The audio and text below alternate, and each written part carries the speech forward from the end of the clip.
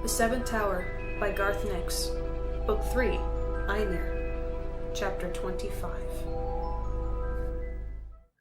Their heads were suddenly in sunshine, and the storm shepherds were dragging them out, with the Codex between them.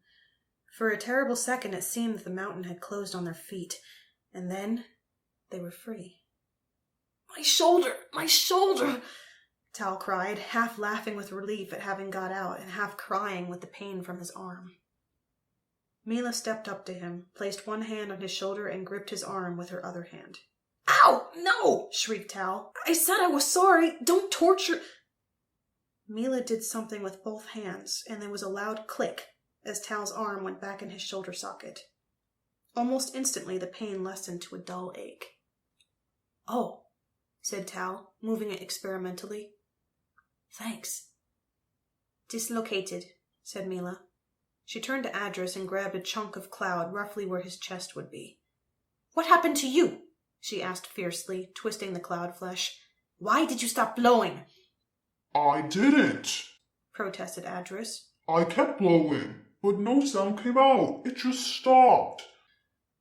"That's true," said Zico. Mila let go of the storm shepherd and quickly shrugged her armor back on. She didn't even seem to be out of breath, Tal noticed. But he felt a strange gladness in his heart. It was good to be back with Mila again, when it came to things like escaping from under a settling mountain. "We have to get away from here," he said urgently as he bent down to pick up the Codex. Mila finished tying her sword scabbard back on her belt and bent to help him. "I wonder how long it was under there," Mila said as she picked up her side of the Codex. It seemed a bit larger than it had been under the mountain. She was sure that it had been both thinner and less tall, though it was still about as wide as a door in the castle.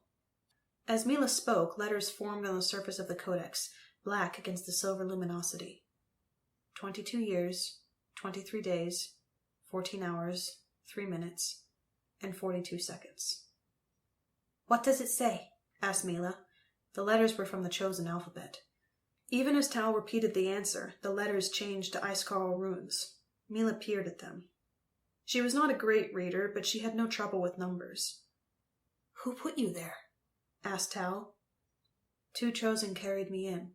They were Jolper Yen Baron of the 5th Indigo and Crispel Han Arit of the 2nd Violet." Tal was about to describe the spirit shadow that took his brother Graf away and ask which chosen commanded it, but Zico got in before him. "I agree to you, mighty Codex," he said.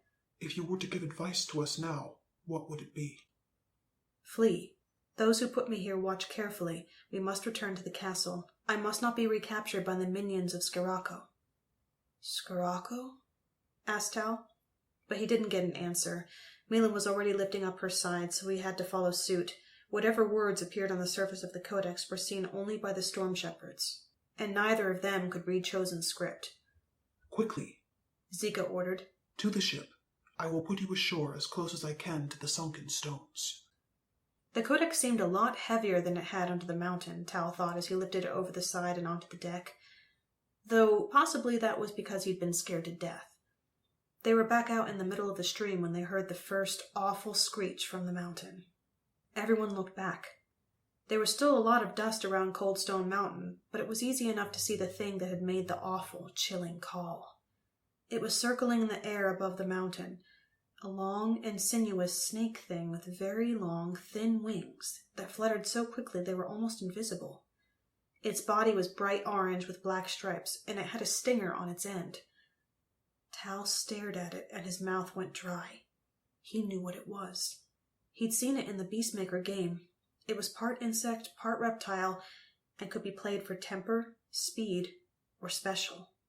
It was a wasp worm. Tal had thought wasp worms were man-sized, or smaller. This one was bigger than the ship. Somehow, he knew that it had come to investigate the rising of Cold Stone Mountain. It was looking for the Codex. Tal hurled himself across the deck, throwing his coat over his head. Mila had the same idea. A few seconds later, the Codex was covered by their coats. Tal was surprised to see just how smelly and dirty his coat was. He'd gotten so used to wearing it, he'd forgotten how rank it was. He hoped the Codex wouldn't mind. Tal looked back at the wasp worm. It was flying down to the point where they'd gone in to get the Codex. He wondered if it could scent them, or follow their tracks. "We'd better hurry," said Mila grimly. "Whatever that is, it looks for us." "It's a wasp worm," said Tal. He felt sick. "They're not very smart, but their sting is acid, and they can squirt it. They also go crazy when they fight, and they're very, very fast. That one is a giant. They're supposed to be small." "How do they stand up to lightning?" asked Mila. "Lightning?" repeated Tal. He felt a bit better. He'd forgotten about the storm shepherds. "I don't know. They're sort of half lizard, half insect. I suppose it would kill them." "Good," said Mila, and she went over to talk to Audrus and Adris. Tal kept looking back toward the mountain. He was relieved to see the waspworm rise up and disappear back the way it had come, instead of following him. But he knew that something would find them soon. They had to get to the sunken stone circle and back to the castle. The feeling of dread, the worry about Gref, was at its strongest now because they were so close. As soon as he could uncover the Codex, he could ask it the questions that were burning in his head. As soon as it answered, he would know who was holding Gref, and perhaps what had happened to the rest of his family.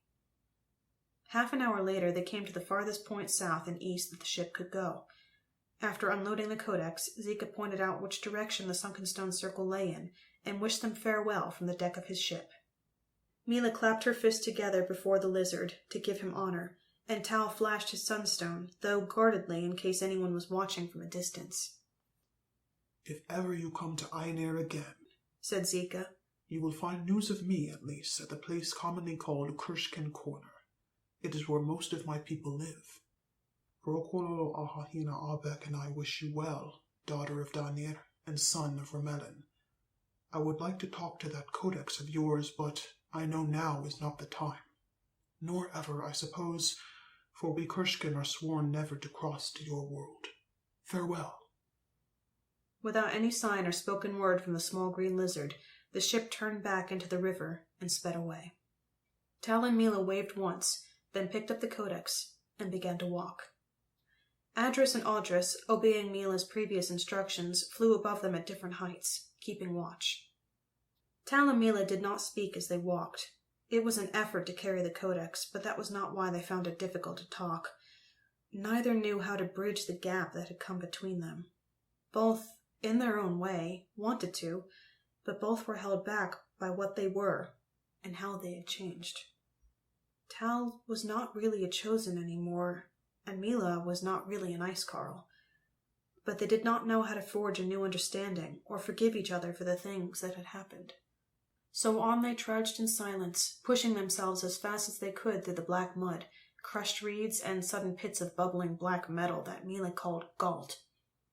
Finally, Tal saw what he was looking for. They had come to the top of a hill, and there in the valley below was a circle of stones.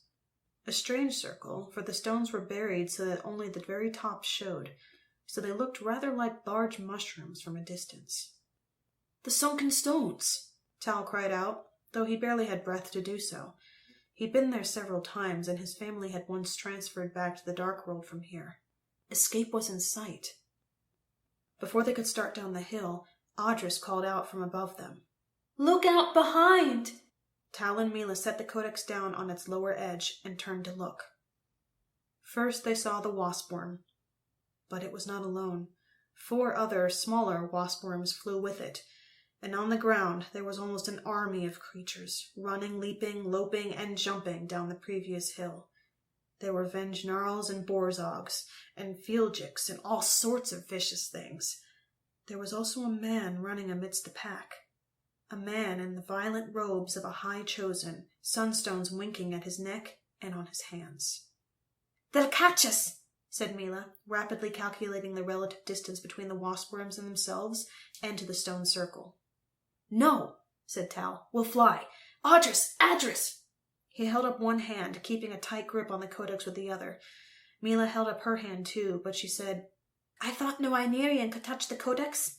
"They won't," said Tal. He was already clenching his teeth in expectation of his shoulder being wrenched out again. "We'll hold on to the Codex, and the Storm Shepherds will hold on to—" Ow! The Storm Shepherds had swooped down and lifted them up. Tal's arm wasn't dislocated out of his shoulder, but it hurt almost as much. "To the stone circle!" shouted Tal. Right to the middle, quickly!